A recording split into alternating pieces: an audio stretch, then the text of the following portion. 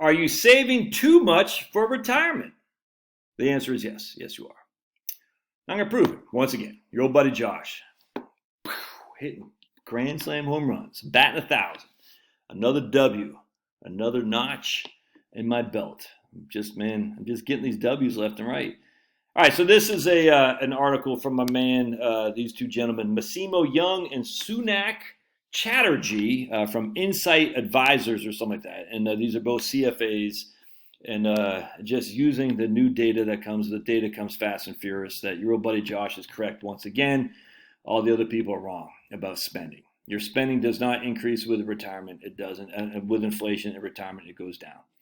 Again, and again, the evidence is so overwhelming that for anyone to say otherwise, I don't understand. It's kind of like these climate change people. It's like, dude, these people are so glommed on to this idea of a global warming that they can't. Like, I just posted a text from Bernie Sanders from 2021, in July of 2021. It is the hottest month ever on the earth. I'm like, oh, dude, are you that? He said the hottest month ever. It's so freaking stupid. And I can't believe people fall for this crap. Oh, anyway, so the same thing here is like, I guess once you have it so ingrained, it's tough to change. Really, it is. And I guess people are in my business and otherwise, they're so ingrained that the idea that your spending is going to increase every year with inflation, and no matter what evidence comes down, they don't want to hear it. Saying again, going back to climate change, we're all going to be freaking, if you're living in Miami will be underwater by the end of 2030. It's just so stupid. The oceans are rising at like 1 millimeter a decade or something like that. It's insane. But people don't want to hear it. Most people do, because I think they get the scam now. Global boiling is what the UN idiot says. We're in an era of global boiling. Oh. Just as a side note, if the side was so right, you would not need to manipulate the data set. And I don't know if you guys can see this or not, but this is probably not be able to see that. I'm not sure if you can see it or not. They changed the data to make it look like heat kills as many people as cold does. It's not even close. And they changed the data like in terms of the presentations. You don't have to lie if you're on the side of the truth. Let's just put it that way. All right, so conventional wisdom has retirees spend a fixed amount per year adjusted for inflation. But evidence on actual spending behavior suggests that real spending actually falls with age. And if that's true, then people need to save less for retirement than we think. Here's a standard model. We take $50,000 a year, we're adjusting for inflation. So you can see it just goes an upward curve like that. Spending stays constant in real terms. It's $50,000 in today's dollars, the equivalent of $50,000 in future dollars. It's all adjusted for inflation. But the traditional model is fundamentally flawed. Most previous research suggests that real spending is not flat with time, but actually declines by about 1% a year. New research from the Rand Corporation found that real spending for wealthy couples, we're going to get a chuckle at wealthy here in just a second, declined even faster at 3% per year on average. All right, so why are spending assumptions so important for retirement planning? Real spending assumptions determine the amount required to save, and even small changes in these assumptions result in big differences. To demonstrate how different, we compare 3 real spending assumptions. A baseline of 0%, and again, that would be right here, 0% real. So their spending goes up each and every year with inflation. All right, so $50,000 a year adjusted for inflation is $50,000 today and $50,000 in 30 years. All right. Previous research of negative 1% each and every year. And then the new Rand research of negative 3% each and every year. And we're going to use an inflation rate of 3%. All right, so basically, if you have an inflation rate of 3%, our effective change in nominal spending is 3% per year. If we have inflation of 3% and we have a negative 1% spending, our inflation rate is 2% a year. And if we have a real spending rate of negative 3 and inflation rate of 3%, then we're actually having effective change in nominal spending of 0. This will make sense here in just a second. Check this out. All right, so if we're doing $50,000 a year and we spend at 3% increase each and every year with inflation, we need $1.38 million to retire. All right, we need $1.38 million to retire for spending $50,000 a year adjusted with a 3% inflation. If we're spending only 2% per year more because our effective spending is going down by 2%, And our inflation is 3%, so that's a change in nominal spending is 2%, not the 3% that it was before. We need 1.207 million for 50,000. The RAND research would say if we have zero spending increases, essentially because inflation, the increase in inflation is being offset by decreasing in actual your spending. You don't want to go see the Redskins. You don't want to go see, I don't know, whatever, movies and whatnot. You don't want to go entertainment. You're eating hot dogs as opposed to ribeye anymore. Then we only need $129,000, a 33% decline in the amount need for what we need to save. $929,000, 33% less than what the conventional wisdom says. Why would the conventional wisdom keep pushing this? I wonder why. Because that's what they get their fees on. How did RAND arrive at their study? The recent RAND study looked at spending patterns using the HRS, Health and Retirement Survey from the University of Michigan, and they looked at it from 2005 to 2019. They sampled over 4,000 households aged 65 and older, right? And it's a longitudinal study where they followed these households. For example, one surveyed household was married in 2005. Back then, the husband was 73 and still working. The wife was 70.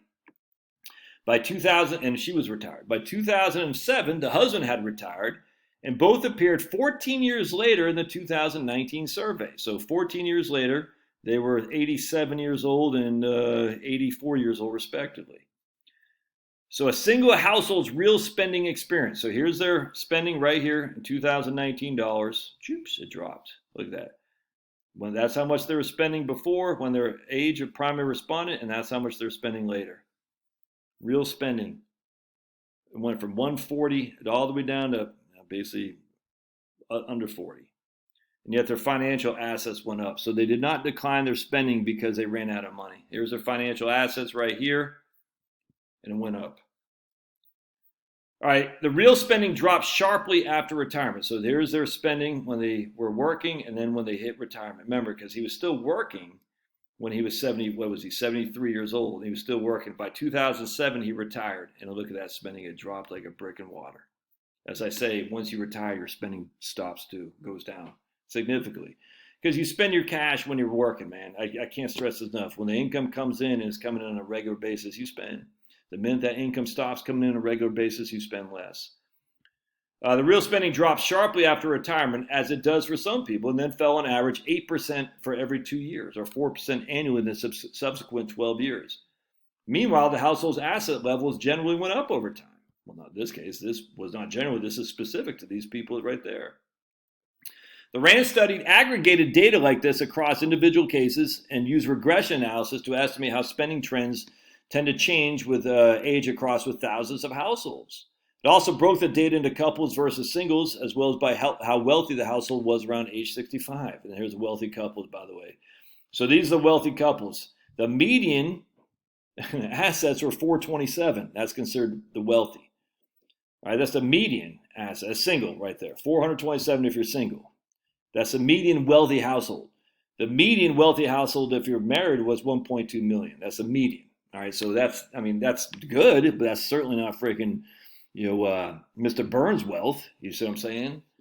I mean, so if you're single, the median wealth that you had was $427,000, and your average real change in spending went down by 1.5%. If your household was 1.2 million, just got off the phone with some people in Houston, 1.4 million. And she's worried about running out of money. He's like, he wants to spend more. I said, go ahead and spend some more. And she's like, don't tell him that. They're great people. They're crushing everywhere. But I said, no, come on, now you can. It's okay. You can. He's like, really? I said, you fly freaking first class, for heaven's sake. Come on. Because we know they got 1.4 million. Their spending, according to Rand, will drop by 3% a year. Their real spending. A key outstanding question is whether retirees want to spend less or whether they have to. Well, as you can see here, these people, this is the green, that's their real wealth, did not have to spend less. They did because they aged out. That's just a fact. Depending on the answer, financial advisors should either plan for these spending declines we saw in the data or help clients avoid them. All right, let's see. Affluent people lower their spending about as much as less. Affluent people lowered their spending about as much as less affluent people did. Interesting. Budget shares for gifts and donation rise. I wonder if anyone wrote a book about that. Relax and retire, debunking inflation fears. Oh, you're right. And budgeting shares for gifts and donation rise. So they're obviously not running out of money. Check this out. A separate RAND study reported that the majority of individuals at advanced ages reported less enjoyment from spending on travel and dining out, leisure activities, and new appliances, clothes, or a car. So they just didn't get that much juice of going on travel, dining out, leisure activities. At the same time, indicators of financial constraints were much less frequently reported with advanced ages. So if the decline in spending is in fact voluntary, that would validate Michael Stein's idea from 1998 that there are 3 phases to retirement: the go-go, the slow-go, and the no-go years. But what about healthcare? Healthcare costs should be dealt with separately. Another big question is about out-of-pocket expenses for healthcare costs. Do the no-go years come with increased spending on nursing homes and long-term care, which were not covered by Medicare? All right, the RAND study referenced another paper that found these expenses were concentrated on a small proportion of households. Oh my goodness, like someone who's been preaching for 6 years on this YouTube channel. It showed the median out-of-pocket spending in the last year of life was $6,300. The median. 50% of the people have more, 50% of the people have less. Just 5% of households spent more than $62,000 in out-of-pocket healthcare costs. As the authors noted, at least at the median, accounting for out-of-pocket costs would not materially affect our findings about declining spending with age. As many advisors know, because end-of-life out-of-pocket costs can be very high but are not accrued by most people, it makes sense to insure against this risk by long-term care insurance or just having your house paid for. To see why, for the simplicity, assume that 5% of the wealthy people spend $200,000 on out-of-pocket costs. Right, so I mean, I'm not even talking about insurance. I'm just saying, at the end of the day, if the median is spending $6,300, and even if you spend $200,000 in the top 5%, your house is going to cover that, or you have financial assets to insure for that. But I know, I get it. 5% of the people do spend a significant amount of money. I grant you. And 15% will spend, probably over $100,000. But the median is $6,300. Anyway. As always, the evidence is there. The truth will ultimately come out. And when it does, don't say you weren't warned. When you find out about the moon landing, you're like, that guy Josh was preaching this for a long time, that maybe there was a fake. You'll hear it from me. You'll initially get mad. You'll say, but I would need to save $25,000 million a year in retirement. And then when you hear the truth, say, that guy Josh, he's always batting 1,000. When you hear about the moon landing, you'll say, but Josh, he told me. He said, yeah, that guy. I should follow your old buddy Josh, because I don't take telling you these truths lightly. I do research. I look into it. I think about it. I said, I think the evidence is pretty overwhelming. Hey, love your thoughts. If these videos help you, of course, buy me a cup of coffee. It's a doobie dook, and we'll see you next time.